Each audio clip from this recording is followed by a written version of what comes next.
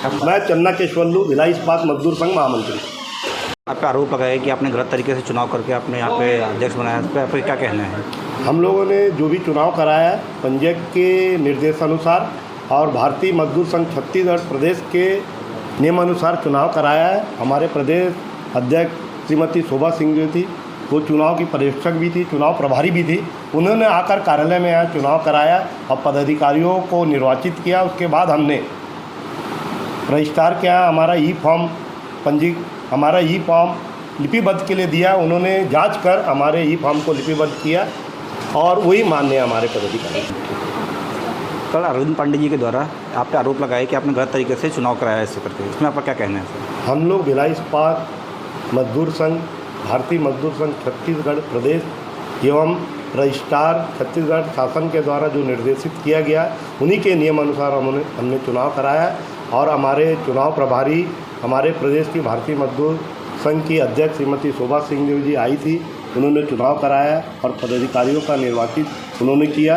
उसके बाद हमने नियमानुसार हमारे रजिस्ट्रार के यहाँ हमारा ई फॉर्म को हमने जमा किया। उन्होंने जांच कर हमारे ई फॉर्म को लिपिबद्ध किया और भिलाई इस्पात मजदूर संघ 2015 को उन्होंने लिपिबद्ध कर मान्यता दिया। उनका कहना है कि आपने आचार संहिता के दौरान चुनाव कराया है, जो गलत है, सरासर गलत है। नहीं, हमने सारे नियमों का पालन करते हुए चुनाव कराया। हमने कोई ऐसा काम नहीं किया कि जो आचार संहिता का उल्लंघन है।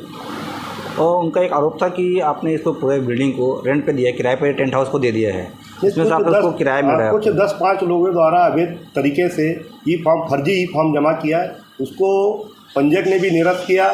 उन्होंने न्यायालय में परिवारवाद लगाया, स्टे के लिए उनको भी निरस्त किया गया। उनके मुंह में तमाचा पड़ा है, ये वो बौखला गए हैं, इसलिए अनगल बयान दे रहे हैं कि किराए में दिया। हमारा यूनियन कार्यालय यहाँ रखा है, देख रहे हैं आप, लगातार हमारा 1 बजे से 5 बजे तक कर्मचारियों के हितों की रक्षा के लिए उनकी समस्या सुलझाने की, उनकी समस्या कैसे निपटारा हो प्रबंधन से, इस पर विचार चलते रहता है, बैठकें होती रहती है। और यूनियन कार्यालय हमको कर्मचारियों के हितों की रक्षा के लिए मिला, उसका पूर्ण रूप से पालन हो रहा है और कोई व्यवसायीकरण और कोई अवैध तरीके से यहाँ काम नहीं हो रहा।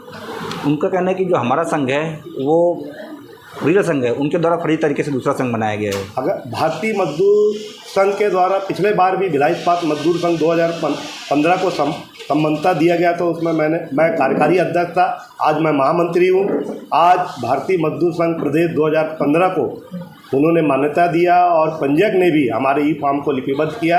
वो कोर्ट में गए थे स्टे के लिए, वहाँ से भी उनका स्टे कैंसिल हो गया। उनके मुंह में करारा तमाचा पड़ा है और बौखला कर इस टाइप की बातें कर रहे हैं। जो 2015 संबंधता है वही भिलाई इस्पात मजदूर संघ है। ऐसे 10-15 लोग फर्जी तरीके से जो फॉर्म दे रहे हैं, आने वाले समय में उनके खिलाफ कानूनी 2017 में जो अलॉटमेंट हुआ था सेक्टर 5 में भिलाई इस्पात मजदूर संघ के नाम से आई लव भिलाई के सामने कार्यालय हुआ था, पुराना कार्यालय हमारा वो था। हम लोग चुनाव में मान्यता में आने के बाद सेक्टर 6 में बड़ा कार्यालय आवंटित हुआ। हम लोग सारा शिफ्ट यहाँ कर लिए हैं। हम पुराने कार्यालय को मंगलवार को हमारी टाउनशिप सीएम साहब के साथ बैठक है, उसमें चाबियाँ देकर उस कार्यालय को हम जमा कर देंगे। दूसरा चीज़ एक ये है, आज हमने आईआर में ज्ञापन दिया ठाकुर साहब को, जयंत ठाकुर जी को, जीएम पर्सनल को, कि श्रम शक्ति सदन सेक्टर 6 में जो बहुत लंबे समय से अवैध कब्जे में है, उस अवैध कब्जे से मुक्त कराया जाए और लोग, हमारे कर्मचारी और जो हमारे अधिकारी हैं उनके परिवार को सामुदायिक भवन बनाकर शादी बर्थडे पार्टी के लिए दिया जाए, ताकि हमारे कर्मचारी के परिवार को लाभ हो सके। उन्होंने ये मांग को भी स्वीकार किया। दूसरा, हमने हमारे कर्मचारी जो नए कर्मचारी हैं एसीटी ओसीटी अन्य पदों पर है, स्कूल में डीपीएस स्कूल और भिलाई इस्पात संयंत्र के जो स्कूल है उनमें पद के कारण समानता का भाव नहीं दिखता है। ये समानता हटाने के लिए हमने दिया है कि ये असमानता का भाव नहीं दिखना चाहिए कि भाई ये इसका बेटा है, ये इसका बेटा है, समान रहना चाहिए। वही कोई पद का कोई इम्पोर्टेंस नहीं होना चाहिए, सब बच्चे समान हैं, एक परिवार है, भारत अखंड भारत है, मिनी इंडिया है भारत भिलाई। हम चाहते हैं कि सारे बच्चे एक समान बिना भेदभाव के वहाँ पढ़े। कोई इसी में ये नहीं रही कि मैं एक कर्मचारी का बेटा हूँ, मैं फलाना जीएम का बेटा हूँ, सीएम का बेटा हूँ। ये समानता का भाव रहना चाहिए, असमानता नहीं होना चाहिए। इसमें भी प्रबंधक ने सहमति बनाया और हमारी बातों को ऊपर तक पहुँचाएंगे और इसमें जल्द से जल्द हल निकलेगा, मैं विश्वास करता हूँ।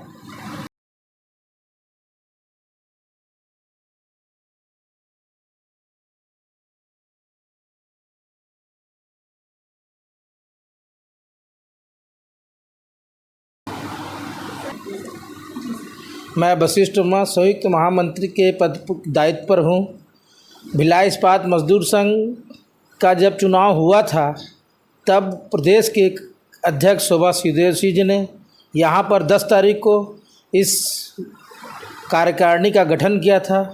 उस कार्यकारिणी के गठन होने के पश्चात इसकी हमने लिपिबद्ध कराने के लिए रायपुर में जांगले साहब के हम लोगों ने इस ई फॉर्म को दिया। उनने लिपिबद्ध करके हमको दिया। दूसरे गुट ने भी अपना अवैध तरीके से कहीं घर पर बैठकर या अन्यथा किसी गार्डन में बैठकर चुनाव कराया, उनने भी उस अपने ई फॉर्म को वहाँ दिया।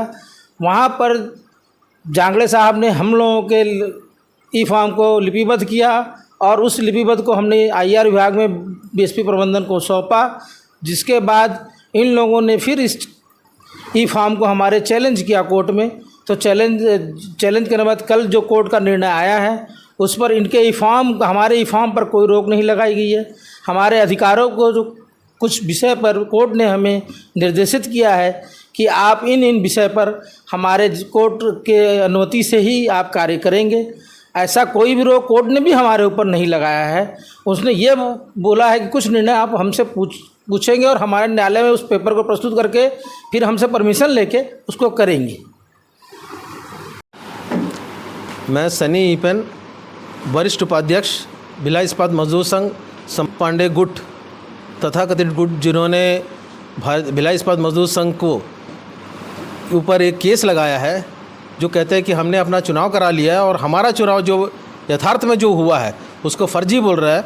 मैं उनको एक चीज़ बोलना चाहता हूँ, ना उनके पास ना कार्यालय है, ना उनके पास कोई पंजीकृत भिलाई इस्पात मजदूर संघ का कोई डॉक्यूमेंट है, ना ही उनका ई फॉर्म पंजीकृत हुआ है और ना ही उनका कोई चुनाव हुआ है। उन्होंने जो तथाकथित चुनाव के बारे में जो बता रहे हैं उसमें से 3 ऐसे व्यक्ति जो उनके तथाकथित ई फॉर्म में है, उनका एफिडेविट और उनका पंजीयन हमारे कार्यालय में है और वो हमारे साथ में है। और जो केस उन्होंने लगाया है, मैं आपको एक छोटे से चीज़ में बोलूँ कि सत्य परेशान हो सकता है लेकिन सत्य कभी पराजित नहीं होता। तो आज नहीं तो कल पूरा चीज़ का खुलासा हो जाएगा और उसके पश्चात जो लोगों ने कूटरचित दस्तावेज़ लेकर जो तथाकथित भिलाई इस्पात मजदूर संघ को डेंट पहुंचाने की कोशिश किया है उनके खिलाफ 420 का केस लगेगा। और वो अगर ये समझ रहे हैं तो समय रहते अपना ठिकाना ढूंढ ले, नहीं तो उनका ठिकाना कहाँ होगा वो वक्त बता देगा। जिनका फर्जी साइन हुआ है क्या अभी वो आपके साथ में है? जी हाँ, हमारे साथ में है और हमारे साथी बैठे हुए हैं, आप उनसे भी पूछ सकते हैं। जी सर बताइए। मेरा नाम सुधीर कुमार गढ़ेवाल है। ये चुनाव के बारे में मुझे कुछ पता नहीं था। जब लिस्ट एक दिन बाद जब ओपन हुआ तो किसी ने फ़ोन करके बताया कि तुमको सचिव बनाया गया है, लेकिन उसके बारे में मुझे कोई जानकारी नहीं था कि कब चुनाव हुआ है, किसने मेरा साइन किया है, इसके बारे में मुझे कुछ पता नहीं है। मतलब उसमें आपका साइन नहीं? नहीं, मेरा साइन नहीं है। मुझे मालूम ही नहीं है कि कब चुनाव हुआ, किसने साइन किया, इसके बारे में मुझे कुछ पता नहीं था। मैं जगजीत सिंह, मुझे भी मीडिया के थ्रू जानकारी मिली कि उन्होंने मेरा नाम डीजीएस में डाला है। मुझे कोई जानकारी नहीं थी कहाँ चुनाव हुआ, क्या हुआ, कोई जानकारी नहीं थी। मीडिया के थ्रू पता चला तो मैंने ऑब्जेक्शन लिया है। फिर यहाँ अपने ऑफिस में यहाँ पर आके मैंने अपना लेटर भी दिया कि मेरा कोई सहमति नहीं है उनके साथ। कोर्ट में भी मैंने एफिडेविट दिया है कि मैं नहीं जानता कौन सा चुनाव हुआ है, कब हुआ है, मेरी कोई सहमति नहीं थी। फर्जी मेरा सिग्नेचर उन्होंने किया है। तो चाहूँ तो मैं उनके ऊपर 420 का केस लगा सकता हूँ। जो आपको पता चला कि मेरा फर्जी सिग्नेचर हुआ है, हाँ, आपने क्या कार्रवाई की? मैंने यहाँ ऑफिस में इन्फॉर्म किया है, अपने अध्यक्ष को इन्फॉर्म किया और रिटर्न में दिया कि मेरा कोई सहमति नहीं, मेरा कहीं सिग्नेचर नहीं है। तो अगर उन्होंने ज़्यादा परेशानी की तो मैं उनको कोर्ट में रगड़ूंगा, उनके ऊपर 420 की धारा लगा सकता हूँ।